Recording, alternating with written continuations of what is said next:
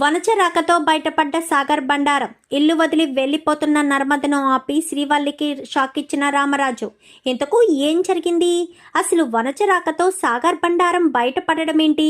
నర్మద ఇల్లు వదిలి వెళ్లిపోతుంటే శ్రీవల్లికి రామరాజు షాక్ ఇవ్వడం ఏంటి? ఇదంతా కూడా వీడియోలో చూసి తెలుసుకునేద్దాం. ఇల్లు ఇల్లాలు పిల్లలు అప్కమింగ్ ఎపిసోడ్స్లో ఏం జరగబోతుందో ముందుగా తెలుసుకోవాలి అనుకుంటే వీడియోని లైక్ చేసి ఛానల్ని సబ్స్క్రైబ్ చేసుకోండి. మొత్తం మీరు చూసుకున్నట్లయితే ఇంకా సాగరు 25 లక్షలు ఇచ్చి మరీ జాబును కొనుక్కొని ఇంటికి ఎంతో సంతోషంగా నర్మదకు చెప్దామని వస్తాడు. అదే సమయానికి రామరాజు సాగర్ని పిలిచి, వంజగారు మనకిచ్చిన 20 లక్షలు తిరిగి ఇచ్చేసాయి, బ్యాంకులో వేసావు కదా, ఆ అమౌంట్ని తీసుకురా అని చెప్పనేసరికి, ఆవిడ మనల్ని అడగలేదు కదా నాన్న, ఏం మాట్లాడుతున్నావురా, ఆవిడ మనం అడగకపోతే మనం ఇవ్వవలసిన అవసరం లేదనుకుంటున్నావా ఏంటి? పెళ్లి చెడిపోయిన తర్వాత ఆ డబ్బులు మన దగ్గర ఉండడం అంత మంచిది కాదు. ఆవిడ ఇంటికి వచ్చి అడిగించుకునే లోపే ఆ డబ్బులు మనం ఇచ్చేస్తే ఎలాంటి ఇబ్బంది ఉండదు కదా. ఎప్పుడైనా ఇవ్వకు తప్పదు. అది ముందే ఇస్తే మనకు పోయిన మర్యాద కొంచెం కాకపోతే కొంచెమైనా ఉంటుంది. పెళ్ళి ఆగిపోయినా డబ్బులు తిరిగిచ్చారు, అడిగించుకునే వరకు లేకుండా అని వాళ్ళకి కొంచెం మనసులో మన మీద కోపం తగ్గుతుంది అని చెప్పి రామరాజు చెప్పేసరికి, అలాగే నాన్న అని చెప్పి సాగర్ అయితే లెటర్ని దాచుకుని మరీ లోపలికి తీసుకువెళ్తాడు. ఆ చేతిలో ఉన్న లెటర్ని చూసిన నర్మద, సాగర్ ఏంటి లెటర్ని దాచుకుని మరీ వెళ్తున్నాడు, అసలు ఆ లెటర్లో ఏముంది అని అనుకుంటూ ఉండేసరికి గదిలోకి వెళ్ళడంతో నర్మదా అంటూ మాట్లాడతాడు. ఏంటి సాగర్, అసలు నువ్వు ఏదో తీసుకొచ్చావు, ఏంటది అని చెప్పాను కానీ నాకు జాబ్ వచ్చింది అంటూ అపాయింట్మెంట్ లెటర్ని చేతిలో పెట్టడంతో, జాబా, నీకు జాబ్ ఏంటి సాగర్ అని చెప్పాను కానీ గవర్నమెంట్ జాబ్ వచ్చింది, కావాలంటే చూడు అని అపాయింట్మెంట్ లెటర్ని చూపించేసరికి నర్మద వెనక ముందు ఆలోచించుకోకుండా సాగర్ని హత్తుకుని ఆలోచనలో పడుతుంది. అవును, నువ్వు ఎగ్జామ్ ఎప్పుడు రాసావు, నీకు జాబ్ ఎప్పుడు వచ్చింది? చెప్పకుండా రాశాను, వస్తుందో రాదో గ్యారంటీ లేదు, అందుకే నీకు చెప్పలేదు, జాబ్ వచ్చిన తర్వాత చెప్దాము అనుకున్నాను అని చెప్పి మాట్లాడేసరికి చాలా సంతోషపడిపోతుంది నర్మద. సాగర్కి జాబ్ వచ్చింది, ఈ విషయం అర్జెంటుగా అత్తయ్య గారికి చెప్పాలని పరుగులు పెడుతూ ఉండగా, ఆగు నర్మద అని చెప్పి సాగర్ ఆపేస్తాడు. ఏమైంది? మావయ్యకి అత్తయ్యకి చెప్పాలి కదా. వద్దు, ఇప్పుడు నాన్న ఆరోగ్యం బాగోలేదు కదా, కొంచెం కుదుట పడిన తర్వాత చెప్దాము అని చెప్పి అనేసరికి చాలా సంతోషపడుతుంది నర్మద. అదే విషయాన్ని ప్రేమతో పంచుకుంటుంది. అవునా, ఇంతకీ నువ్వు నిన్న లెటర్ వచ్చింది, ఏంటా లెటరు అనగానే ఎస్ఐ సెలక్షన్స్కి ఎగ్జామ్ రాయడానికి అక్క అని చెప్పనేసరికి, ఇంత గుడ్ న్యూస్ ఇంత లేటుగా చెప్తావేంటి ప్రేమ, చెప్పాలి కదా అనగానే మామయ్య గారి పొజిషను అని చెప్పాను కానీ అది నిజమే అని చెప్పి ఇద్దరూ అనుకుంటూ ఉండగా అమూల్య అప్పుడే బయటికి వస్తుంది. బయటికి రావడంతో, ఏమైంది అమూల్య అని చెప్పి వీళ్ళిద్దరూ ఇక్కడ ఉండే మాట్లాడతారు. వదిన, నాన్నకు ఎలా ఉంది అని చెప్పి అడిగేసరికి, మామయ్య గారు ఆరోగ్యం బాగానే ఉంది, నువ్వు ఫోన్ చేయి, అన్నీ వివరంగా మాట్లాడతాను, ఇప్పుడు ఇలా మాట్లాడుకోవడం ఎవరైనా చూస్తే బాగోదు, పైగా గొడవలు ఉన్నాయి కాబట్టి ఇది పెద్ద ఇష్యూ చేసి రాద్ధాంతం చేస్తారు, మామయ్య గారు ఆరోగ్యం ఇప్పుడెప్పుడే కుదురు పడుతుంది, ఎలాంటి సమయంలో ఇబ్బంది పెట్టడం అంత మంచిది కాదు అని చెప్పాను కానీ సరే వదినా అని చెప్పి లోపలికి వెళ్ళిపోతుంది అమూల్య. లోపలికి వెళ్ళిపోవడంతో ఇంకా మరుసటి రోజు ఉదయాన్నే వెళ్తూ ఉంటాడు సాగర్. బయటికి వెళ్తూ ఉండగా పిలుస్తారు. పిలవడంతో ఏంటి నాన్న అని చెప్పాను కానీ, ఒరే ఈరోజు డబ్బులు తీసి బ్యాంక్ నుంచి అటే వాళ్ళకి తీసుకెళ్ళి ఇచ్చేసాయి, ఇంకా మనకు ఎలాంటి ఇబ్బంది ఉండదు, వాళ్ళని క్షమాపణ అడుగు, నా తరపున క్షమాపణ అడిగానని నా సిచ్యువేషన్ గురించి కూడా చెప్పు, లేదంటే నేనే తీసుకొచ్చి ఇచ్చేవాడిని అని చెప్పు అనగాని, అలాగే నాన్న అని చెప్పి అక్కడి నుంచి కాస్త వెళ్ళిపోతాడే కానీ ప్రతి క్షణం టెన్షన్ పడుతూ ఉంటాడు. ఇప్పుడు 20 లక్షలు ఎక్కడి నుంచి తీసుకురావాలి, వాళ్ళకి 20 లక్షలు ఎలా ఇవ్వాలి అని ఆలోచనలో పడేసరికి ఇంకా రైస్ మిల్కి వెళ్తాడు. సోమవారం కదా date of joining, so rice మిల్కి వెళ్ళి రైస్ ఆలోచనలోనే ఇంకా రైస్ మిల్లో వర్క్ చూసుకుంటాడు. ఒరే పెద్దలు చిన్న నడిపోడా ఏమైందిరా అని చెప్పాను కానీ, ఏమీ లేదు మామ అని అనుకున్న తర్వాత, సర్లే ఇవన్నీ లెక్క చూడు, బావ రావడానికి టైం పడుతుంది కదా, బావ కోలుకుని వచ్చేసరికి చాలా రోజులు పట్టేటట్టుంది. ఈలోపు నువ్వు నేను చూసుకోవాలి అని ఇద్దరు కూడా మాట్లాడుకుంటారు. అలాగే మామ అని చెప్పాను కానీ సాయంత్రానికి ఇంటికి వెళ్తాడు. సాయంత్రానికి ఇంటికి వెళ్ళేసరికి ఏంట్రా నేను చెప్పిన పని ఏం చేశావు, వెంటనే ఫోన్ చేయమని చెప్పాను కదరా అని చెప్పాను కానీ మర్చిపోయాను నాన్న అని చెప్పనేసరికి పోన్లే నేను చెప్పిన పనైనా గుర్తుందా, డబ్బులు తీసి వనజ గారికి ఇవ్వమని చెప్పాను కదా ఇచ్చావా అనగానే ఇచ్చాను నాన్న అని చెప్పి అబద్ధం చెప్తాడు. అంటే ఇచ్చాను అంటే ఆవిడ ఎలాగా వచ్చి అడగదు కాబట్టి ఇప్పుడు రామరాజు ఇచ్చాను అని చెప్తే ఎలాంటి గొడవ ఉండదు అన్న ఉద్దేశంతో సాగర్ అయితే రామరాజుకి అబద్ధం చెప్తాడు. చెప్పేసరికి అవునా నా తరపున క్షమాపణ చెప్పావా అనగానే చెప్పాను నాన్న అని చెప్పనేసరికి పోనీలే వాళ్ళు క్షమిస్తే అంతే చాలు, అంతకు మించి మనకేమీ అవసరం లేదు అని మాట్లాడేసరికి సర్లే అని ఇంక ఏం మాట్లాడకుండా సాగర్ గదిలోకి వెళ్ళిపోతాడు.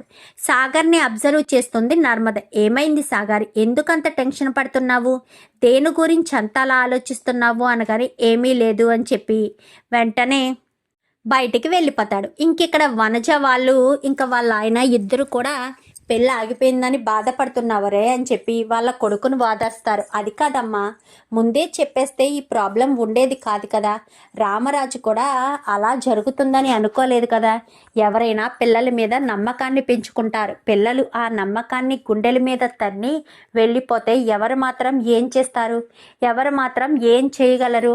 పాపం రామరాజు గారు హాస్పిటల్ పాలయ్యారంట అని చెప్పాను కానీ ఏదైతే అదే అయింది, నేను వెంటనే డబ్బులు అడిగి తీసుకుంటాను అని చెప్పి వనజ బయలుదేరుతుంది. ఏంటి వనజ నీకేమన్నా మతిపోయిందా ఏంటి, ఇప్పుడు ఆ రామరాజు గారు రెండు బాధల నుంచి బయటపడాలి.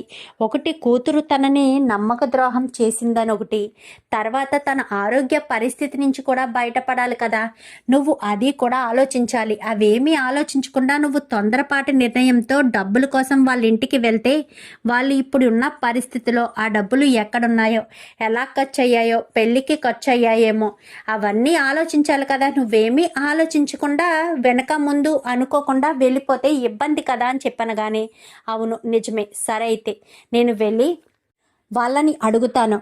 నా కొడుకుకి పెళ్లి పెట్టల వరకు తీసుకొచ్చి ఎన్నో ఆశలు కల్పించి పెళ్ళి చెడిపోయేటట్టు చేశారు. అలాంటి వాళ్ళు బాధపడితే ఏంటి, బాధపడకపోతే ఏంటి, నాకేం సంబంధం లేదు అని చెప్పి వనజ కాస్త వెళ్తుంది. వెళ్ళేసరికి రండి వనజ గారు అని చెప్పాను కానీ చాలా బాగా చేశారు, ఇప్పుడు మర్యాద చేస్తున్నారా, మాకు ఇవ్వాల్సినవి ఇస్తే మేము వెళ్తాము, మీ మర్యాదల కోసం మీ బోడీ మర్యాద కోసం మీరు ఇచ్చే గౌరవం కోసం మేము ఇక్కడికి రాలేదు అనగాని ఏంటి వదిన గారు ఏమి ఇవ్వాలి, ఇవ్వాల్సిన దాన్ని ఇస్తే పట్టుకు వెళ్తాను అంటున్నారేంటి, దేని గురించి మాట్లాడుతున్నారు అనగానే అదే పెళ్ళికి నా కోడలికి, అదే మీ కూతురికి, మీ లేచిపోయిన కూతురికి నగలు కొనమని 20 లక్షలు ఇచ్చాను కదా, ఆ డబ్బులేవి అని చెప్పాను కానీ ఒక్కసారిగా రామరాజు ఇంట్లో ఉన్న నర్మద వీళ్ళంతా షాక్ అయిపోతారు. ఆ 20 లక్షలు మీకు ఇవ్వలేదా అని చెప్పాను కానీ ఏం మాట్లాడుతున్నారు రామరాజు గారు, పెళ్లి పెట్టల మీద నా కొడుకు పెళ్ళి ఆగిపోయి మా పరువు పోవడమే కాకుండా మీరు 20 లక్షలు నాకు ఇచ్చానని చెప్తున్నారా అని చెప్పనేసరికి ఇంకా ఏం మాట్లాడాలో అర్థం కాదు. ఇంకా ఆ సిచ్యువేషన్ని ఎలా హ్యాండిల్ చేయాలో అర్థం కాక రామరాజు ఉండిపోయేసరికి అవి బ్యాంకులో ఉన్నాయండి, తీసుకొచ్చి నేను రేపు తీసుకొచ్చి మీకు ఇస్తాను, మీరు ఇబ్బంది పడద్దు, మీరు వెళ్ళండి అని చెప్పాను కానీ నాకు ఇప్పుడే కావాలి అని చెప్పనేసరికి ప్లీజ్ అండి తీసుకొచ్చి ఇస్తాము అని చెప్తున్నాం కదా అని అక్కడి నుంచి వనజను పంపించేసరికి ఏమైందక్క, బావ ఆల్రెడీ నేను ఇచ్చాను అని చెప్పాడు కదా, మరి ఇప్పుడు ఈవిడ ఇవ్వలేదు అని చెప్తుంది ఏంటి, అసలు ఏం జరుగుతుంది అనగానే అదే నాకు అర్థం కావట్లేదు, ఇప్పుడు ఆవిడ్ని అలాగే ఉంచితే మళ్ళీ మన ఇంట్లో వాళ్ళు తప్పు చేసినట్టుగా ఆవిడ ఫీల్ అవుతుంది, అందుకోసమనే ఇంకా నేను ఆవిడ్ని వెళ్ళమని చెప్పాను మామయ్య గారు అని చెప్పాను కానీ సాగర్ ఎక్కడ నర్మదా అని చెప్పాను కానీ మిల్లుకి వెళ్ళాడు మామయ్య గారు అని చెప్పనేసరికి సాగర్ అంటూ పిలవడంతో సాగర్ లోపలికి వస్తాడు. వచ్చేసరికి ఇంకా సాగర్ని చిత్త కొడతాడు రామరాజు అయితే. ఏం చేసావరా, నా పరువుని నట్టింట్లో ముంచేసావు కదరా, నీ చెల్లెలేమో నా పరువుని బూడిద పాలు చేసింది. నువ్వేమో నా గౌరవాన్ని మంట కలిసేటట్టు చేశావు. అసలు ఏం చేసావురా అనగానే, నేనేం చేశానమ్మా, నేనేం చేయలేదు అనగాని, ఏం చేయలేదా? మరి ఏం చేయలేనప్పుడు ఆవిడ ఎందుకు 20 లక్షల గురించి ఇంటికి వచ్చింది? మరి నేను ఇచ్చిన 20 లక్షలు ఏమయ్యాయి? ఆ 20 లక్షలు బ్యాంకులో కట్టే కదా ఆవిడకి తిరిగి డబ్బులు ఇవ్వమని చెప్పాను. మరి ఆ డబ్బులు నీ దగ్గర పెట్టుకోవడం ఏంటి? వాళ్ళకి ఇచ్చేయాలి కదా డబ్బులు అని చెప్పి మాట్లాడేసరికి, అది కాదు నాన్న అని చెప్పాను. కానీ ఏవి ఆ డబ్బులేవి, ఆ 20 లక్షలు ఏవి అని చెప్పాను. కానీ ఖర్చు అయిపోయాయి నాన్న అని చెప్పనేసరికి ఒక్కసారిగా షాక్ అయిపోతారు. ఏంటి ఖర్చు అయిపోయాయా? ఏం మాట్లాడుతున్నావు, నీకు అర్థమవుతుందా? ఖర్చు అయిపోవడం ఏంటి? నీ దగ్గర ఉండాల్సిన డబ్బులు ఏవి? నీ దగ్గర ఉండాల్సిన ఆ డబ్బులు మొత్తం ఏమయ్యాయి? 20 లక్షలు బ్యాంకులో వేయమని కదా నేను ఇచ్చాను. మరి ఖర్చు అయిపోయాయి అని అలా ఎలా చెప్పగలుగుతున్నావు అని చెప్పి మాట్లాడుతుండగానే, మామయ్య గారు మీరు ఆవేశపడకండి, సాగర్తో నేను మాట్లాడతాను. చెప్పు సాగర్, ఆ 20 లక్షలు ఏం చేశావు? ఎక్కడ పెట్టావు? ఎవరి దగ్గరైనా పోగొట్టుకున్నావా? ఎక్కడైనా దాచావా? ఎవరికైనా ఇచ్చావా? చెప్పు సాగర్, ఆ 20 లక్షలు ఏం చేశావు అనగానే, అది అది అని చెప్పనేసరికి, చెప్పు సాగర్ అని చెప్పి గట్టిగా కేక వేస్తుంది.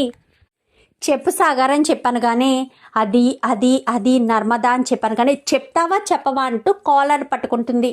అంటే నిలదీసినట్టుగా పట్టుకునేసరికి, నేను నిన్న ఉద్యోగం వచ్చిందని చెప్పానే, ఆ ఉద్యోగం ఆ డబ్బులు ఇచ్చే కొన్నాను అని చెప్పాను. కానీ ఒక్కసారిగా నర్మద షాక్ అయిపోతుంది. ఏంటి, ఉద్యోగం డబ్బులు ఇచ్చి కొన్నావా? ఏం మాట్లాడుతున్నావు సాగర్ అని చెప్పాను. కానీ అవును, ఉద్యోగం డబ్బులు ఇచ్చే కొన్నాను అని చెప్పనేసరికి, వావ్ బాగుంది నా రామరాజు, నేను కూతురికి నగలు కొంటామని నీ చేతిలో పెట్టాను. నీ కూతురేమో నీకు శత్రువులైన ఎదిరింటి వాళ్ళ కొడుకుతో లేచిపోయింది. ఇప్పుడు ఆ డబ్బుల్ని నీ కొడుకు బ్యాంకులో వేయమని చెప్తే నీ కొడుకేమో వెళ్ళి తన ఉద్యోగాన్ని కొనుక్కున్నాడంట అని చెప్పనేసరికి ఒక్కసారిగా రామరాజు షాక్ అయిపోతాడు. మేడం మీరు వెళ్ళండి, నేను ఏదో ఒకటి అరేంజ్ చేసి మీకు చెప్తాను. దయచేసి ఇది మా ఫ్యామిలీ ప్రాబ్లం, దయచేసి మీరు ఇందులో ఇన్వాల్వ్ అవ్వద్దు, దయచేసి వెళ్ళండి అని చెప్పనేసరికి, సరే వెళ్తున్నానని అక్కడి నుంచి వనజ వెళ్ళిపోతుంది.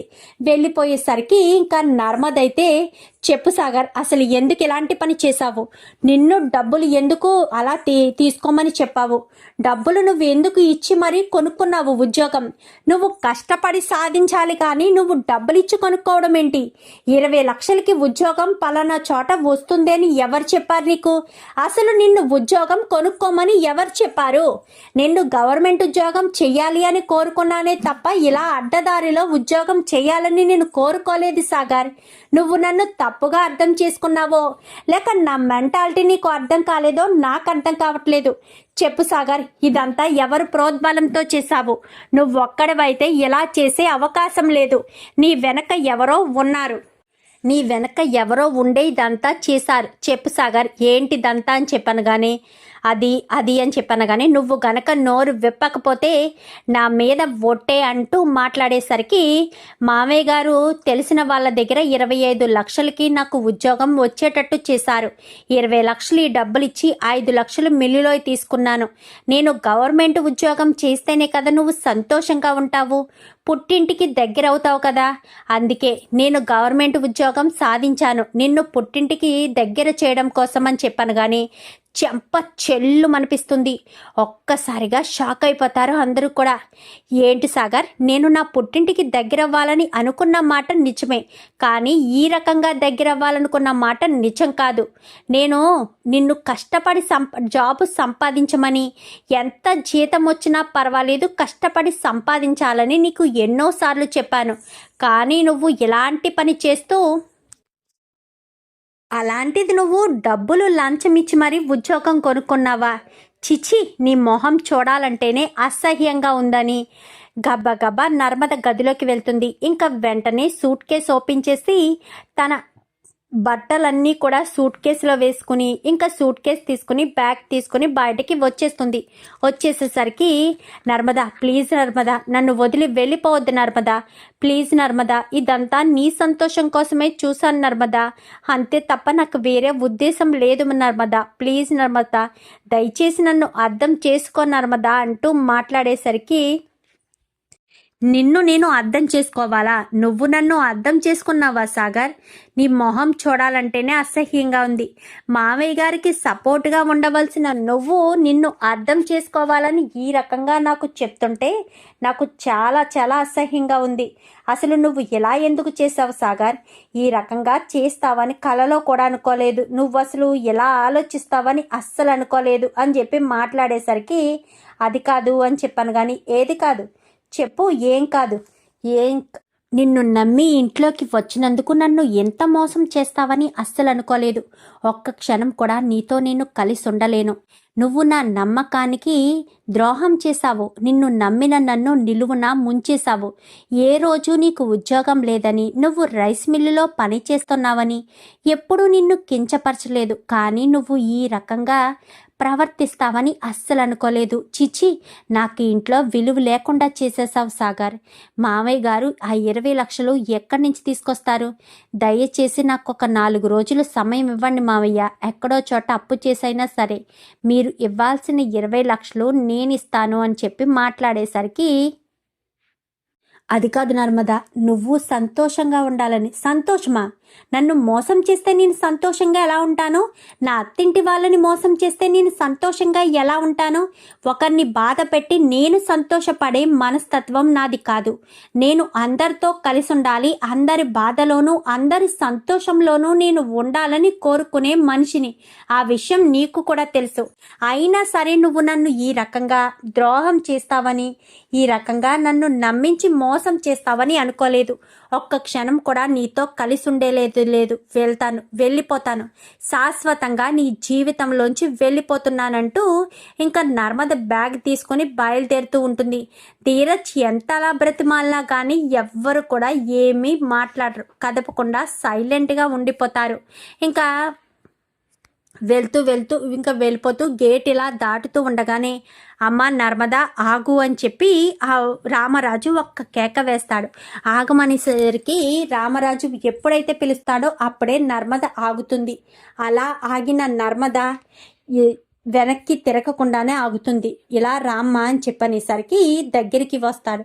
వచ్చిన తర్వాత తప్పు నాదమ్మా, వాడిది కాదు.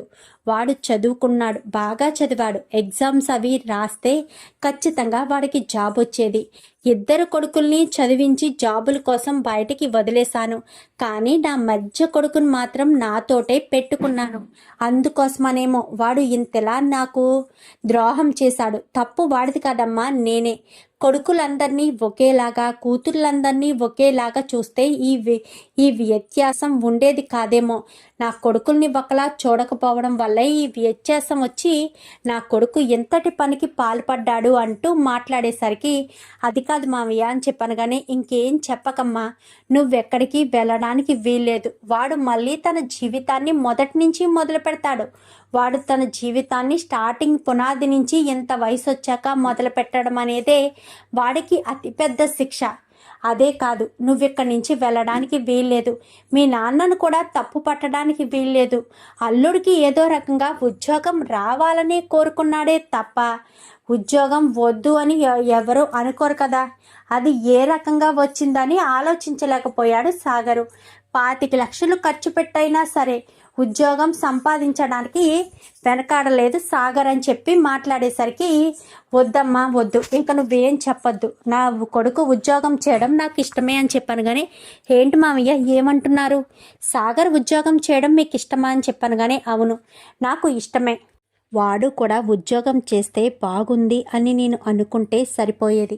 వాడు ఈరోజు ఇలా దొంగతనం చేసి మోసం చేసి మరీ ఉద్యోగం చేయాల్సిన పని లేదు. ఇప్పుడు చెప్తున్నాను సాగర్, ఇన్ని రోజులు నువ్వు నాకు సపోర్టుగా ఉండాలని, నా దగ్గర నుంచి దూరం అవ్వకూడదు అన్న ఉద్దేశంతో ఉన్నాను. ఇప్పుడు చెప్తున్నాను, నువ్వు ఎట్టి పరిస్థితుల్లో ఈ జాబు మానొద్దు. కష్టపడి సంపాదించుకున్నందుకు ఈ జాబు నువ్వే చేసుకో. 20 లక్షల రూపాయలు నిన్ను కష్టపడి చదివించి నీకు సమయం ఇచ్చుంటే నిజంగా నువ్వే జాబు సంపాదించుకునేవాడివి.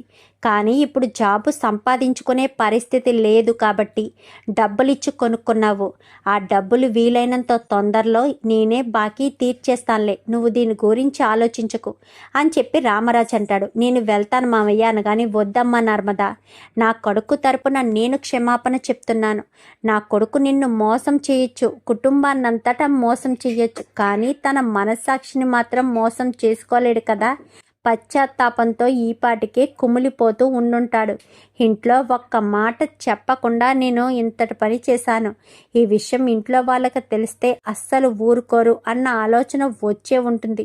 కానీ ఇప్పుడు ఇవేమీ ఆలోచించకుండా వాడు ఉద్యోగం వచ్చినందుకు సంతోషపడమ్మా, తర్వాత విషయాలు తర్వాత చూసుకుందామనగాని, అది కాదు మామయ్య అనగానే, వదిలేసేయమ్మా నర్మదా, వాడు జాబ్ చేయాలని నువ్వు ఎంతగానో కోరుకున్నావు కదా, చేస్తున్నాడు కదా, చేయని జాబు, ఇంకెందుకు ఇబ్బంది పెట్టడం, వాడి గోల్ అదే కదా అని చెప్పనేసరికి సరే అని చెప్పి ఇదంతా చూసిన వల్లి షాక్ అయిపోతుంది. ఎందుకంటే సాగర్ ఉద్యోగం చేయడం రామరాజుకి ఇష్టం లేదు, కానీ రామరాజే నర్మదకు క్షమాపణ చెప్పి మరి సాగర్ని ఉద్యోగం చేయమని చెప్పడంతో ఆశ్చర్యపోతాడు. ఇదేంటిది, ఇలా చేస్తున్నారేంటి మామయ్య గారు, నిజంగా మామయ్య గారు ఇలా ఆశ్చర్యపరిచే పని చేస్తారని కలలో కూడా అనుకోలేదు అని చెప్పి ఇంకా అంతా కూడా ఆశ్చర్యపోయి అలా చూస్తూ ఉంటుంది. ఆ రోజు నుంచి కూడా సాగర్ నర్మదతో మాట్లాడడానికి ప్రయత్నం చేస్తాడు, కానీ నర్మద మాత్రం ఇలా చేసే ముందు ఒక్క మాట కూడా నాకు చెప్పలేదు. అసలు మా నాన్న నీకు ఈ విషయం చెప్పినప్పుడే నాకు చెప్పాలి కదా, అంటే నువ్వు ఒక్కడవే సొంతంగా నిర్ణయాలు తీసుకున్నావు, నాకు చెప్పవలసిన అవసరం లేదు, నాతో డిస్కషన్ చేయవలసిన అవసరం అంతకన్నా లేదు, అంతే కదా అంటూ మాట్లాడేసరికి, అది కాదు అని చెప్పాను. కానీ ఇంకేం చెప్పొద్దు సాగర్, నువ్వు చెప్పినా నేను వినదలుచుకోలేదు. నువ్వేంటో నీ మనస్తత్వం ఏంటో తెలిసిన తర్వాత నేను నిన్ను నమ్మి ఎందుకు ఇంట్లో అడుగు పెట్టానా, అందరి ముందు నన్ను తలదించుకునే పరిస్థితి తీసుకొచ్చావా అని నాకు చాలా చాలా బాధ కలుగుతుంది. వద్దు సాగర్, ఇంకా నువ్వు నాతో మాట్లాడకుండా ఉండడమే మంచిది. నేను నిన్ను ఇబ్బంది పెట్టను అని చెప్పి అక్కడి నుంచి లోపలికి వెళ్ళిపోయి గదిలో కూర్చుని బాధపడుతూ ఉంటుంది. బాధపడుతూ ఉండేసరికి ప్రేమ లోపలికి వెళ్ళడంతో, అక్క బాధపడుతున్నావా? కాదు ప్రేమ, నాకొక్క మాట చెప్పాలి కదా, మా నాన్న ఇలా 25 లక్షలు అడిగాడు, ఉద్యోగం కొనుక్కోమన్నాడు అన్న ఒక్క మాట నాకు చెప్పుంటే సరిపోయేది కదా. చెప్పకుండా తన సొంతానికి నిర్ణయం తీసుకుని మామయ్య గారు వనజ గారు ఇచ్చిన డబ్బులతో ఏం చెప్పారు, అమూల్యకు నగలు కొనమని చెప్పారు. అమూల్యకు నగలు కొనకపోగా ఆ డబ్బులు తన సొంత ఖర్చులకు అలా ఎలా వాడేసుకుంటాడు సాగర్? ఆ విషయాన్ని ఇంట్లో చెప్పాలి కదా. ఆవిడ ఇంటికి వస్తేనే కానీ ఆ విషయం బయటపడలేదు. మొన్ననే మామయ్య గారు అడిగితే డబ్బులు తీసుకెళ్ళి ఇచ్చేశాను అని చెప్పాడే తప్ప డబ్బులు తీసుకువెళ్ళలేదు అన్న విషయాన్ని చెప్పలేదు. ఎంత మోసం, ఎంత ద్రోహం చేస్తాడని కలలో కూడా అనుకోలేదు అని చెప్పనేసరికి, వదిలేశాక జరిగిందేదో జరిగిపోయింది, ఇప్పుడు దాని గురించి ఆలోచించినా ఎలాంటి ఉపయోగం లేదు. మరి అలాంటిటప్పుడు ఆలోచించడం అనవసరం, ఇంకా నువ్వు దాని గురించి ఆలోచించుకో అని చెప్పి మాట్లాడేసరికి సర్లే అని ఇంకేం మాట్లాడకుండా సైలెంట్గా ఉండిపోతుంది ఇంకా నర్మదైతే. కానీ ఆ రోజు నుంచి కూడా సాగర్తో మాట్లాడడం మానేస్తుంది. సాగర్తో ఏ విషయం మాట్లాడదు, ఏమీ సంప్రదింపులు చేయదు. సాగరు ఎన్నిసార్లు నర్మదతో మాట్లాడడానికి ప్రయత్నించినా అస్సలు మాట్లాడదు. నువ్వు నన్ను మోసం చేసావు సాగర్, నిన్ను ఎప్పటికీ నేను క్షమించలేను. ఈ ఇంట్లో నా పరువును తీసేసావు. నా తండ్రి వల్ల నా పరువు తగ్గిపోయింది. నా తండ్రి ఇలా చెప్పాడు అని ఒక్క మాట అయినా నువ్వు నాతో చెప్పుంటే సరిపోయేది. కానీ నువ్వు నాతో చెప్పకుండా నీ ఇష్టానుసారానికి నీకు నచ్చినట్టుగా నువ్వు చేశావు. నేను ఇంకా నిన్ను ఎప్పటికీ క్షమించలేను అంటూ ఇంకా నర్మద అప్పటి నుంచి కూడా సాగర్తో మాట్లాడడం మానేస్తుంది. సాగర్ ఎంతెలా బ్రతిమాలనా, ఎన్నిసార్లు చేసినా బ్రతిమాలినా కానీ మాట్లాడడం మానేస్తుంది. కానీ ఈ ఉద్యోగం మాత్రం సాగర్ని చేసుకోమని రామరాజు మరొక 2 మనుషుల్ని పెట్టుకుని మిల్లు పని చేయించుకుంటాడే తప్ప కొడుకుతో కోపంగా ఉండడం కానీ ఏమీ చేయడు. కూతురు పెళ్ళి అలా జరగడంతో కొడుకులకు కానీ ఎవరికి ఇష్టమైన పనులు వాళ్ళు చేయించాలి, వాళ్ళని బాధ పెట్టకూడదు, వాళ్ళ మనసును నొచ్చుకునేటట్టుగా చెయ్యకూడదు అని రామరాజు నిర్ణయం తీసుకుంటాడు. చూద్దాం మరి రాబోయే ఎపిసోడ్స్లో ఇలాగే జరగాలని మీరు కూడా కోరుకుంటే వీడియో నచ్చితే లైక్ చేసి ఛానల్ని సబ్స్క్రైబ్ చేసుకోండి. Thank you for watching.